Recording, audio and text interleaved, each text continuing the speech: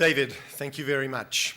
Let me start with a statistic. Lord Martin Rees, Astronomer Royal, President of the Royal Society, provocatively suggested that we have roughly a 50-50 chance of surviving this century as a civilization. The people who will make a difference to that statistic are the people in our colleges right now. Their careers in the first half of this century will change the trajectory of our planet or not. And our task, as I see it, is to equip them to ensure that we come out the end of this century on the right side of that equation. Briefly, I want to touch on four things today. The first is that the millennial generation, the people we are educating right now, do live in a world that's on an unsustainable trajectory. And we heard a lot about that from Graham last night. I want to add a couple of dimensions to that. In order to say that if we are to change that trajectory, we need to understand some of the features of this world that they have to work with, to recognise that if they're to meet those, to deal with those kind of qualities of our world, that we will need some very distinctive capabilities to be formed in them, and that residential colleges are an ideal place to do that work. The unsustainable trajectory, there are many ways of talking about this challenge. I think you can, and I would break it down this way. There are two broad forces at work, and then there are the ways we're getting there.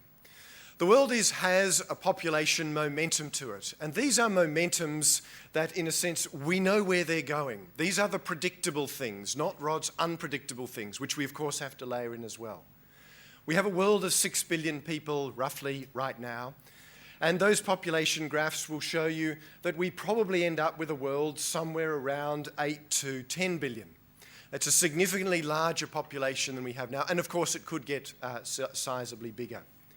The other chart gives you the economic growth in the world between now and 2050. That's in today's dollars at purchasing power parity, and it's a measure of consumption. So if you think we're consuming a lot of the planet right now, pulling a lot from it, consuming a lot, putting a lot back into it, look where we are in 2050. If you want to understand why the planet is on an unsustainable trajectory, that in a sense is the number you need to know. And it is an inescapable number given the way we're currently organising the world. Both of those forces, for practical and I think ethical reasons, can't be altered. What can be altered are the models by which we run our world, which are all of the things on the bottom. I provocatively describe them in one way. There are other ways of describing those models. We have a carbon-based energy world.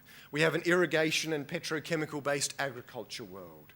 Our models of social organisation are essentially of highly distributed production around the world. We have basically commuter cities, meat-focused protein diets. And our models of meaning, which I would also want to touch on, are also, in many parts of the world, consumption-oriented on the one hand, often utilitarian, the ends will justify the means, and in some parts, troublingly conflictually fundamentalist. That puts our world in lots of ways on an unsustainable trajectory. And it's not just around the environment. Graham painted a very clear picture about where we were at on carbon. We are, of course, in a not dissimilar trajectory on water. 2025, 40% of the world's population will live with water shortages. Species, we have already killed 90% of the large fish in the ocean. They are already gone. Soil, which in a sense is the next kind of big topic that the world will have to face, America loses 90% of its farmland, of its topsoil, 17 times faster than it's being formed. We are using even the soil our agriculture is based on in a non-renewable fashion.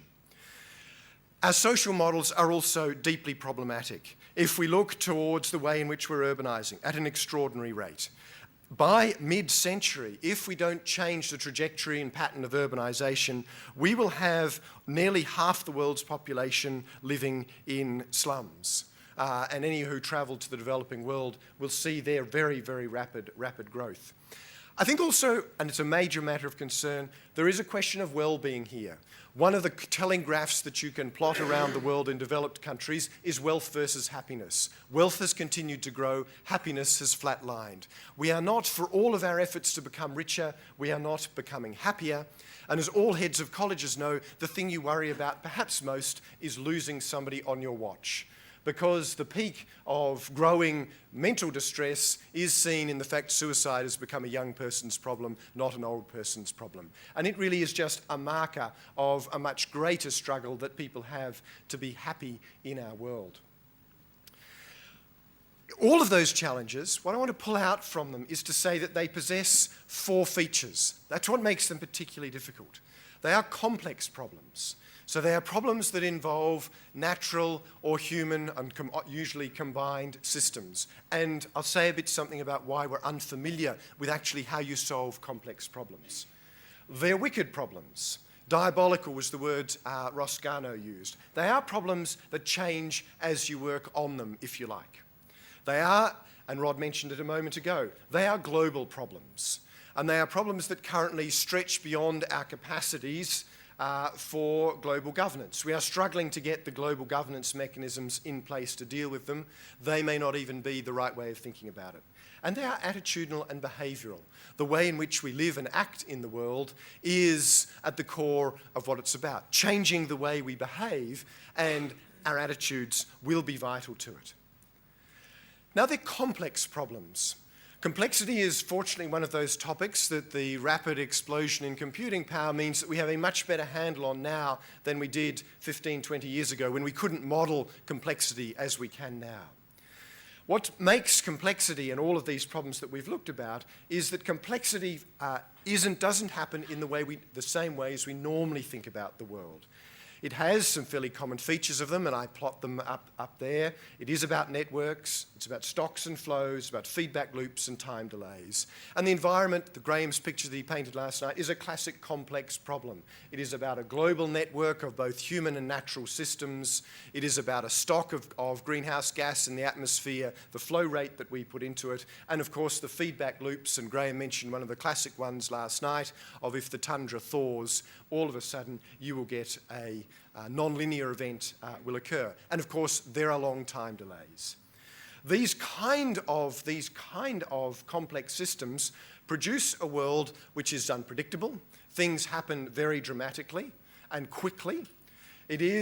Can happen after a prolonged period of calm. We should, and in a sense the global economic crisis is a terrific event because it reminds us of what happens when complex systems become unstable. The world, the system can change very rapidly. And there are tipping points. There are points where all of a sudden it works no longer and breaks. And small effects can often produce it. A global financial crisis with many circumstances putting it in place, but ultimately tipped by handful, mortgages in one part, just smallish part of the United States, triggering a massive change. You can see the similar pattern in natural complex systems, whether it's the collapse of fish stocks, which would be a warning sign to us that natural systems can do it very rapidly, or as we've seen very recently in the spread of a viral illness.